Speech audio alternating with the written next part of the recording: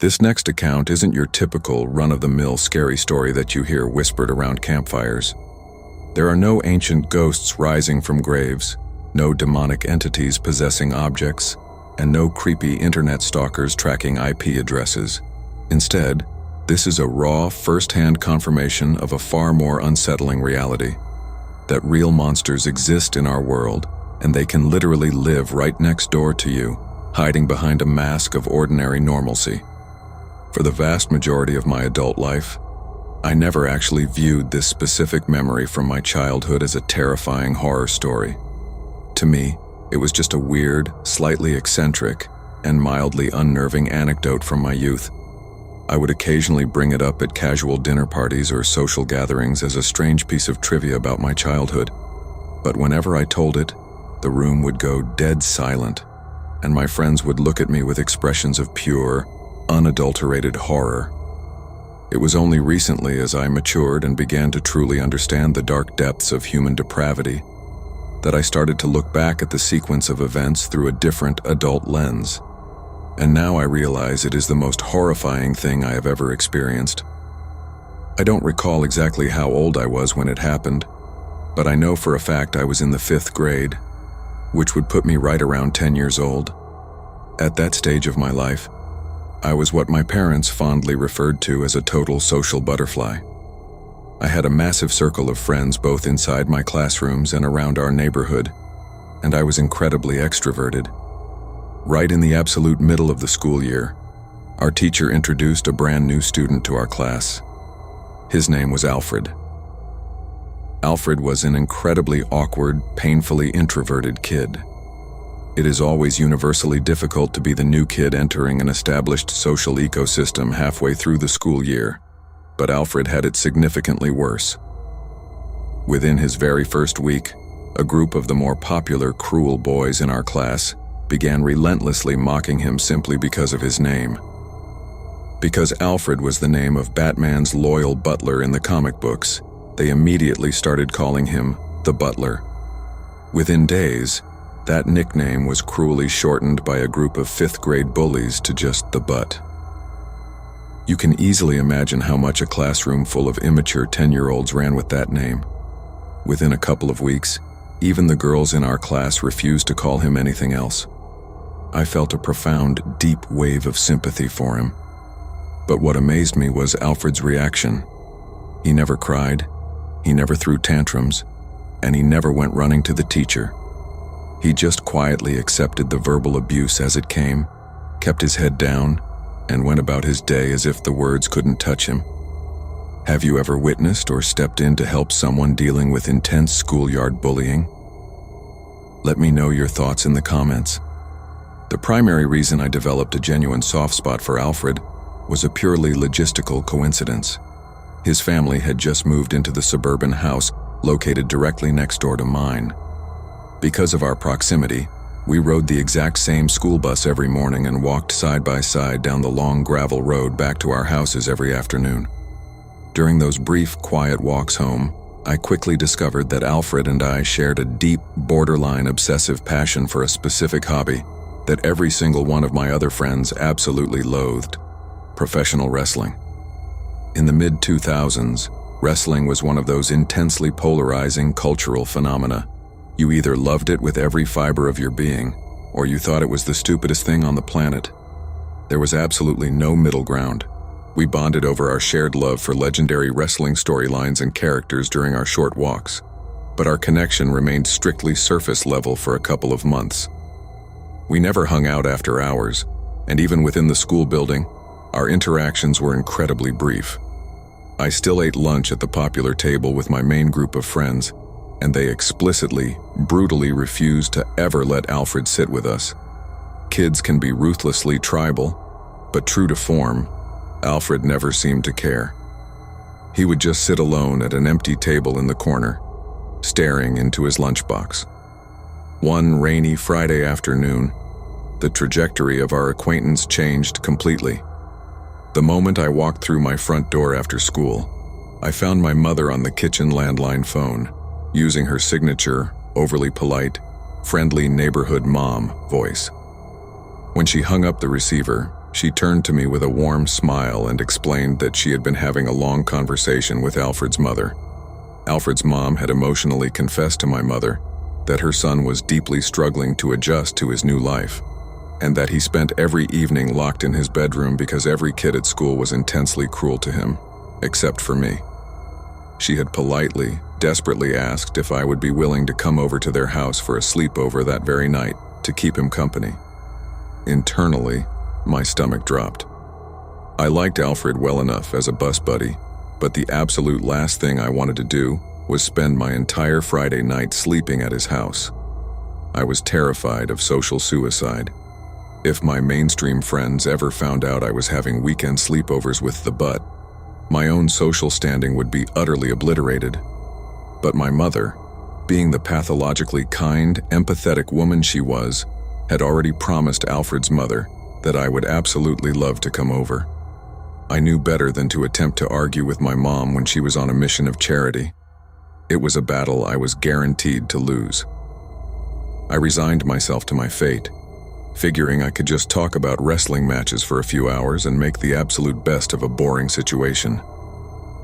I packed a backpack and walked next door in the late afternoon. The moment I stepped across the threshold, Alfred's parents greeted me with overwhelming warmth. His father, in particular, completely defied my expectations.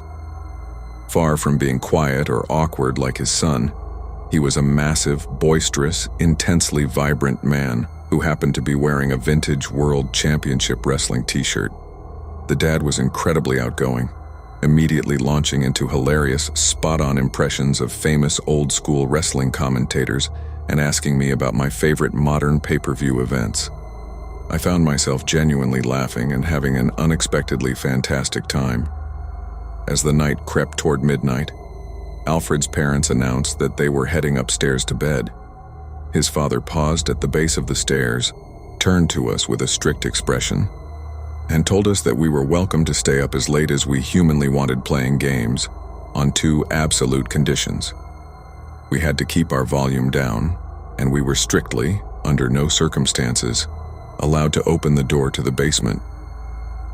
After the heavy footsteps of his parents faded down the upper hallway, I turned to Alfred and asked him why his dad was so intensely protective of the basement.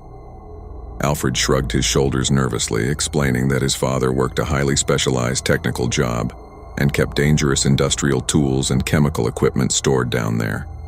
He said his dad just wanted to ensure we didn't accidentally hurt ourselves. It struck me as a bit strange and overly dramatic, but I easily shrugged it off. We spent another hour playing video games, and eventually, we decided to call it a night. While Alfred went to sleep, I, on the other hand, was completely incapable of resting.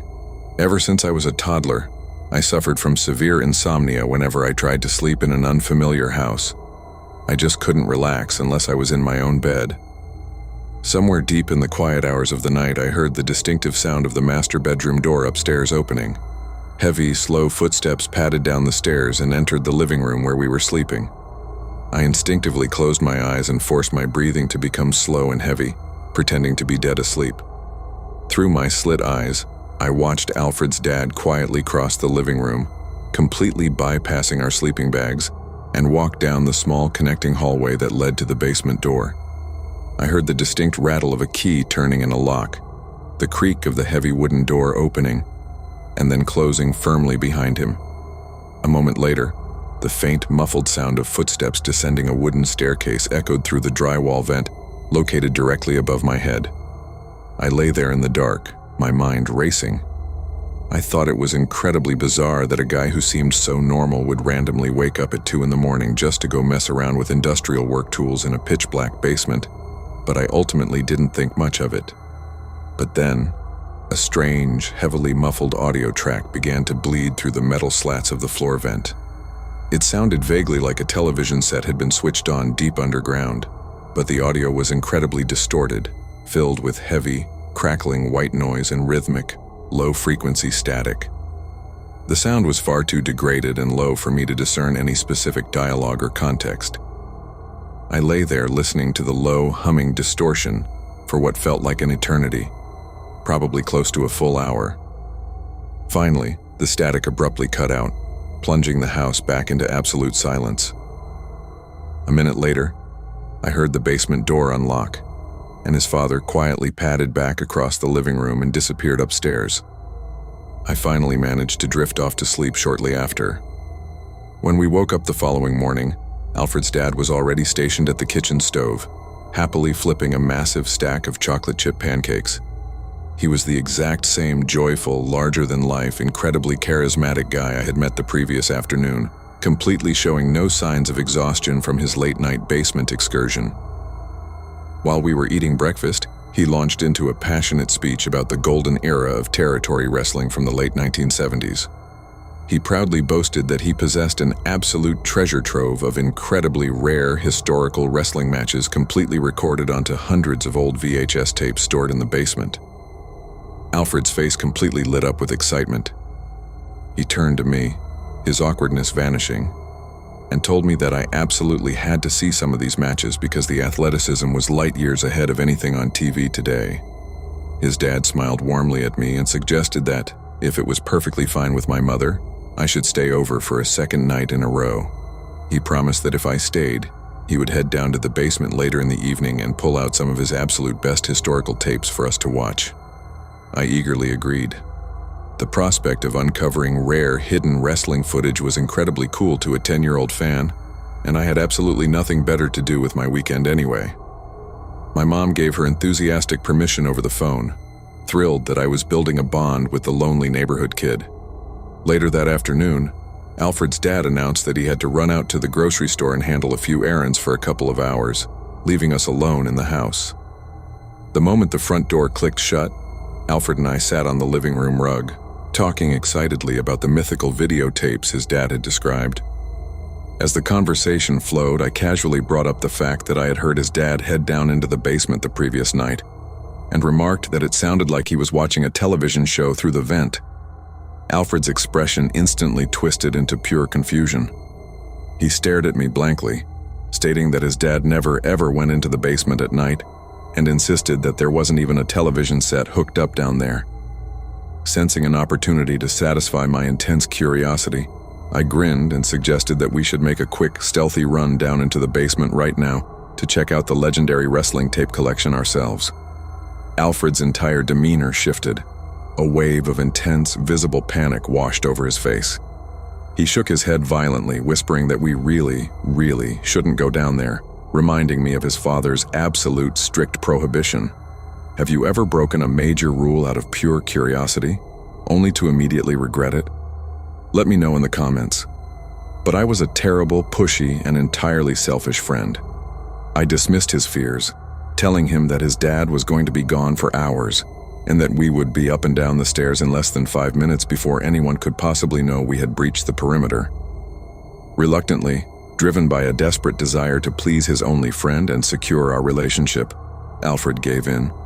He walked over to the kitchen counter, grabbed the hidden spare key from a ceramic jar, and unlocked the heavy basement door. We crept down the creaking wooden stairs into the subterranean space. The basement looked exactly like every ordinary unfinished suburban basement from that era. It was incredibly cold, smelled heavily of damp concrete and mildew, and featured exposed wooden ceiling joists and weeping insulation. But as we reached the back corner of the dark space, my eyes locked onto an incredibly jarring sight.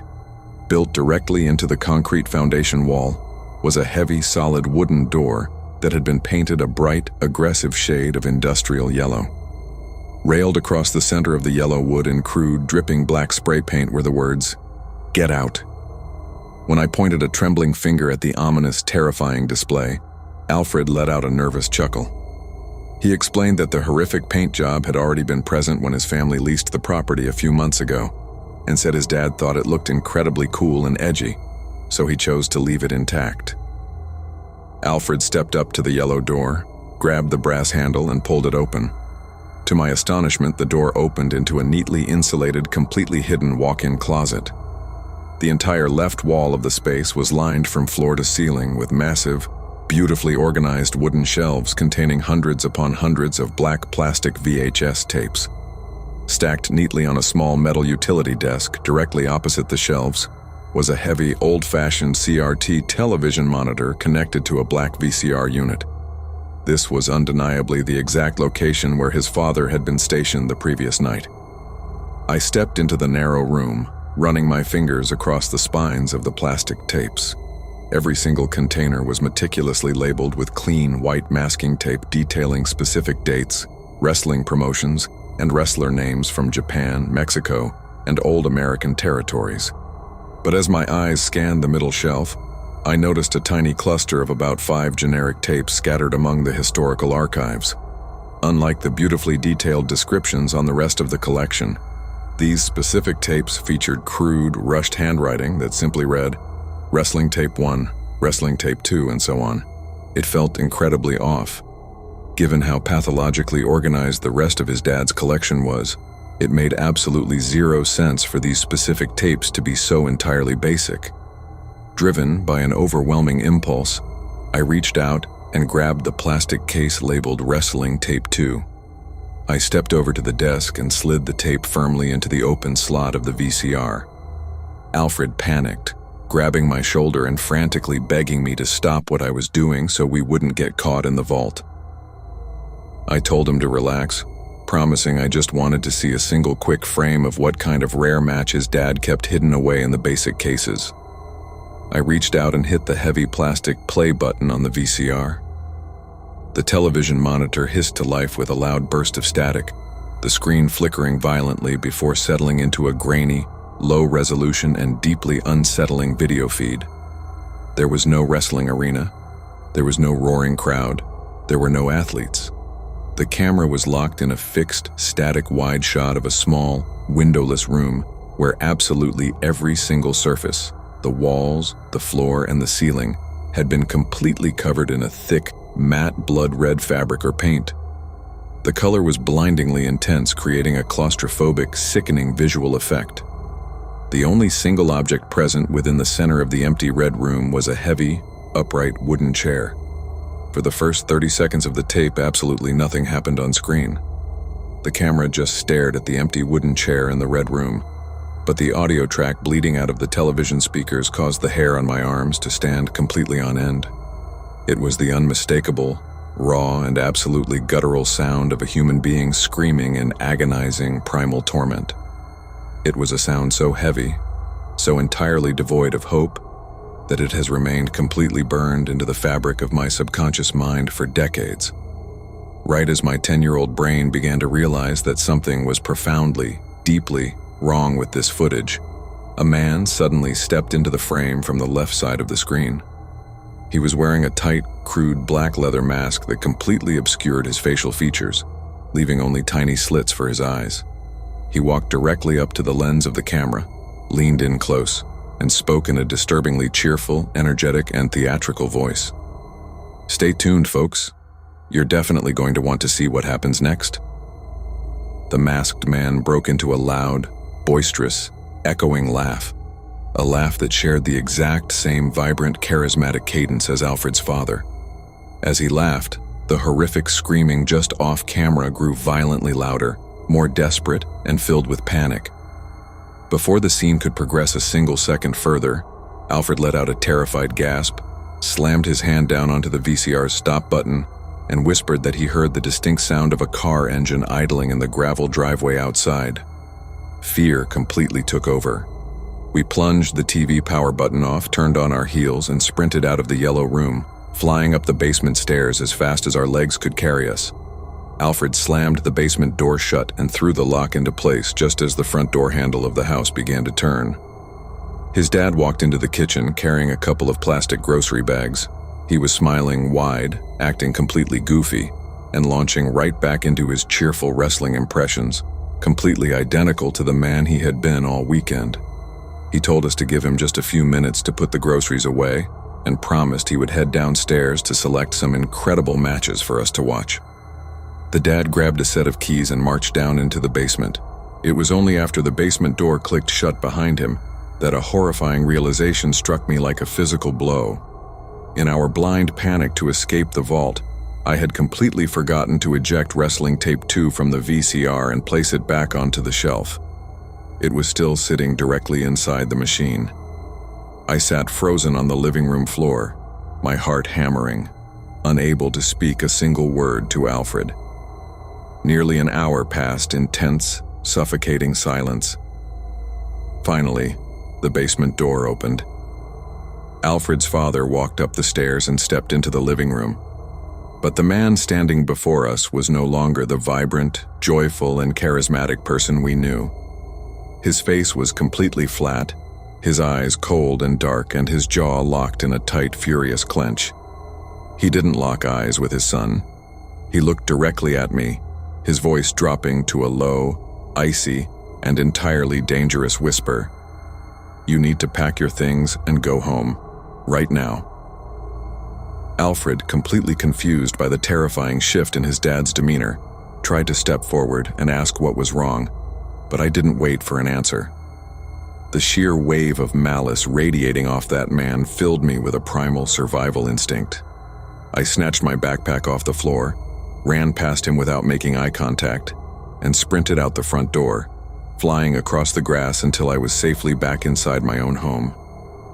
The level of discomfort and ambient dread I felt was so overwhelming that I didn't say a single word to my mother about why I had returned early. I just locked myself in my bedroom.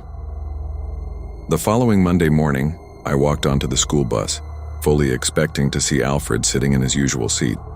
He wasn't there. When I entered our 5th grade classroom, his desk was completely empty. When school let out that afternoon, driven by a nagging sense of worry and guilt, I walked over to his house and knocked on the front door. After a long delay, the door cracked open by a few inches. Alfred stood in the gap. His face was red, his eyes heavily swollen from intense crying. Before I could even ask if he was okay, he whispered in a flat, dead voice that his family was completely packing up and moving away immediately because his father had unexpectedly accepted a new corporate job out of state. I stood there, stunned, and asked him if he was truly all right. After a long, agonizingly heavy pause, Alfred mumbled a single word. "Yes," and then slowly, firmly, shut the door directly in my face. Literally, by the time the sun rose the following Tuesday morning, the house next door was completely deserted. A massive, generic moving truck had come and gone in the dead of night. Our homeroom teacher made a brief, casual announcement that Alfred had transferred out of the school district, and true to form, none of the cruel kids in our class cared in the slightest. The butt was gone, and they simply found new targets. It was nearly 10 years later, during my sophomore year of college, that I finally brought this bizarre childhood memory up to a group of close friends while we were hanging out late at night in a dorm room. I described the hidden yellow door, the massive vault of VHS tapes, the sickening blood-red room on the monitor, and the terrifying mask. The moment the words left my mouth, one of my friends completely went pale and started freaking out. He looked at me with wide eyes and asked if I had ever heard of a dark web phenomenon known as a red room. Live stream spaces where anonymous wealthy viewers pay exorbitant amounts of cryptocurrency to watch masked individuals torture and murder innocent victims in windowless rooms. I immediately tried to dismiss his theory as ridiculous internet folklore. I pointed out that this event took place in the mid-2000s, long before high-speed streaming infrastructure or the modern dark web even existed. But my friend looked at me with an expression of pure dread and whispered a counterpoint that still haunts my dreams. He suggested that long before the internet standardized the trade of human depravity, highly insulated underground networks of monsters traded physical copies of their crimes through highly classified, physical mail networks. They masqueraded as legitimate, obsessive collectors, using harmless hobbies like tape trading to mask the distribution of real-world horror. We spent hours that night attempting to search for Alfred or his parents across every single modern social media platform, search engine, and public database imaginable. They do not exist. It is as if the entire family was a ghost story, appearing next door to me for a few brief months before evaporating completely off the face of the earth. As a grown adult, whenever I allow my mind to wander back to that hidden room in the basement next door, I find myself completely unable to sleep. I hold on to a desperate, frantic hope that what I witnessed on that grainy monitor was nothing more than a highly elaborate, amateur, independent horror movie, or a tasteless, staged prank tape. Because the alternative, the terrifying realization that I was a completely oblivious 10-year-old kid standing less than 10 feet away from a prolific, real-world monster, and that I had actively provoked him by leaving his prized possession in the machine, is a thought so heavy it will keep me awake for the rest of my life.